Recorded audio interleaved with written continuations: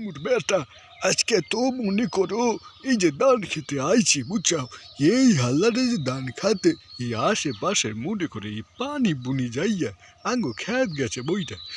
রে মামুর বেটা তোরা একটু ওই ধান খেতের মাথাটা একটু উঁচা করে বাঁধতে পারিস না? এই হাল্লার এত পানি যাইয়া পরে মনে করো এই শালার ধান খেত গেছে ডুইবা যাইয়া হে হাল্লার ধান গেল পয়চা।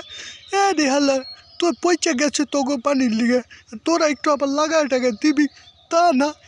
রে আবার কষ্ট করে আমাকেই লাগলো লাগাইলাম, আর করলো যে সার দেওয়া লাগবো, বীজ দেওয়া লাগবো, কত তেল বাহানা।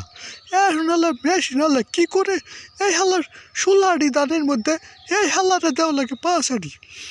কেমনটা লাগে এ হাল্লারে, হাল্লা খালি পানি দিয়ে এত কত কাহিনী বুঝছাও।